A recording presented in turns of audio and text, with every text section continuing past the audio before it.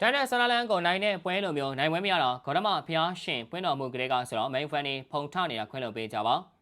ပရိသတ်အားမင်္ဂလာပါ Yes for I Mac ခွန်ရှိကိုစာမေးကနေပြန်လဲကြိုလိုက်ပါတယ်မဲပရိသတ်ရဲ့ရင်းထဲမှာအခုဆိုရင်နည်းနည်းလေးပန်းနေပြန်ပွင့်လာပြီထင်ပါတယ်စနေညက Old Trafford မှာတန်တလာတဲ့ဆန္ဒလန်းကို2စီးနဲ့နိုင်ယူခဲ့ပြီးဒီဟာဒီပထမဆုံးပေးကိုမရှိတဲ့နိုင်ပွဲကိုဆွတ်ကူးလိုက်ပါတယ်ဒါကမဲပရိသတ်ရဲ့အတွက်ဆိုရင်ဂေါတမမြတ်စွာဘုရားပွင့်တော်မူခြင်းကလေးကမရခဲ့တဲ့အောင်ပွဲလိုမျိုးပါပဲဒီတင်ကတကယ်ဟာတာပါဒီလိုနိုင်ပွဲမျိုးကမိန်ဖန်နေအတွက်လူဘီကအန်ဒဆင်နဲ့ဗမာဘီကအန်ဒဆင်ထိတာထက်တော့မှပိုပြီးခက်ခဲတဲ့အရာဖြစ်နေတာမဟုတ်ပါလားဒီပွဲကမှဂိုသမားတဲ့ဆန်နီလန်ဖန်ကဂိုဘောက်တဲမှောက်ဝင်တယ်လို့ကောက်ွယ်ပြသွားပြီးမှအွန်လိုင်းရဲ့ဂိုးနဲ့ပုတ်ထုတ်ပေးလိုက်တဲ့ဖျားစုဂိုသမားဘွားကိုလမ်းမေးရောက်အောင်လှုပ်ပြလိုက်တာကလည်းမဲဘရိတ်တဲ့အတွက်ပိုလို့တော့မှသဘောခွေစရာဖြစ်ခဲ့ရပါတယ်ဒီပွဲရဲ့အဓိကဆက်ကောင်ကတော့မဲရဲ့ဂိုသမားတဲ့ဆန်နီလန်စမန်ပါပဲသူဟ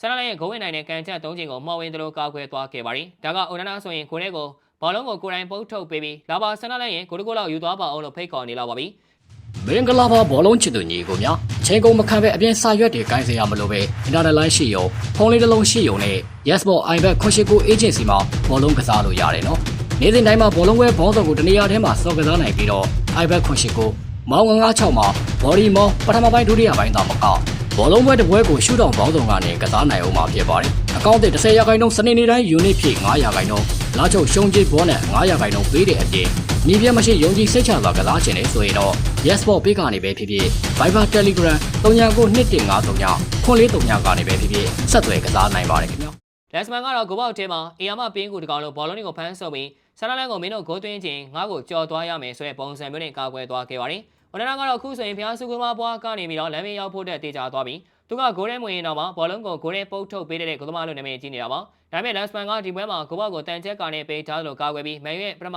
ဆုံးပေးကိုမရှိတဲ့နိုင်ပွဲကိုယူဆောင်လာပေးပါတယ်။ဒါကမန်ပရိသတ်တွေအတွက်ချီတုံးကိုတစားဆင်ပြီးအောင်ပွဲခံရမယ့်ခိုင်တန်ဖြစ်လာခဲ့ပါတယ်။ဒီပွဲမှာမန်ကဆန္ဒလန်းကို2စီးနဲ့နိုင်ယူခဲ့ပြီးပရိသတ်တွေကတော့ဒီနိုင်ပွဲကိုချီတုံးကိုရွှေနဲ့ပုံပြီးအောင်ပွဲခံနေကြပါတယ်။ဟာတာပဲလို့ပြောရမှာတော့အာနာနေပြီ။ဘာလဲဆိုတော့မန်ဖန်နေအတွက်ဒီလိုနိုင်ပွဲတစ်ပွဲကဂရမမြတ်စွာဘုရားပွင့်တော်မူခြင်းကလေးကမရခဲ့တဲ့အရာလိုဖြစ်နေလို့ပါပဲ။တန်တလာတဲ့ဆန္ဒလန်းကိုနိုင်ယူခဲ့တာကိုကြည့်ရင်မန်ကချန်ပီယံလိဖလားရလိုက်တယ်လို့ပြောရွှေ့နေကြတာပါ။ဒီပွဲမှာမန်ရဲ့တိုက်စစ်ကလည်းနည်းနည်းလေးအသက်ဝင်လာပြီဆိုတာမြင်ရပါတယ်။ဂိုနဂိုကိုဘယ်သူတွေသွင်းလိုက်တယ်ဆိုတာကိုမပြောခင်မှာဆန္ဒလန်းခံစစ်ကိုစက်ကူတော့လို့ဖျက်ကျော်ပြီးသွင်းလိုက်တဲ့ပုံစံကိုကြည့်ကြရမယ်။ဒါကဆန္ဒလန်းခံစစ်ကိုမန်ကဂိုးသွင်းခြင်းလွယ်လွယ်ကူသွင်းလို့ရတယ်ဆိုတဲ့ကြေညာပေးလိုက်တယ်လို့ပါပဲ။ဒါပေမဲ့တကယ်တမ်းကျတော့မန်ရဲ့တိုက်စစ်ကလည်းဒီဟာဒီမှာဂိုးသွင်းဖို့မေးသွားတယ်လို့ဖြစ်နေတာဆိုတော့ဒီနဂိုကပရိသတ်တွေအတွက်ရွှေတယ်နဲ့ထုတ်ထားတဲ့လက်ဆောင်တစ်ခုလိုဖြစ်ခဲ့ပါတယ်။အွန်လိုင်းကဒီဟာဒီမှာဂိုသမားအနေနဲ့ပြားစုဆိုတဲ့ဂုံဘက်ကိုပြေးဝရထားပါတယ်။ဒီဂိုသမားကတကယ်ကိုဟာတာပင်သူကဂိုးထဲမဝင်တော့မှဘောလုံးကိုဂိုးထဲပုတ်ထုတ်ပေးတဲ့အထူးစွမ်းရည်ရှိတယ်လို့ပရိသတ်တွေကဖော်တဂိုရှင်လို့နာမည်ပေးထားတယ်။ဒါပေမဲ့လက်စမန်ကဒီပွဲမှာဂိုဘောက်ကိုတန်ချက်ကာနဲ့ပေးထားသလိုကာကွယ်ပြီးအွန်လိုင်းရဲ့နေရာကိုလူယူဖို့အတွက်အသင်းဖြစ်နေပြီဆိုတာကိုပြသလိုက်တယ်။ဒီလိုဆိုရင်အွန်လိုင်းကယာဒီကောင်ရင်လမ်းဘေးမှာငိုပြီးထိုင်ဆောင်နေရမယ့်ဘဝကိုရောက်သွားနိုင်တယ်။ဒါကဂိုသမားတယောက်ရဲ့ဖျားစုဘဝဆိုတဲ့ရုပ်ရှင်ကြီးဇာတ်သိမ်းပိုင်းကိုရောက်သွားတယ်လို့ပါပဲ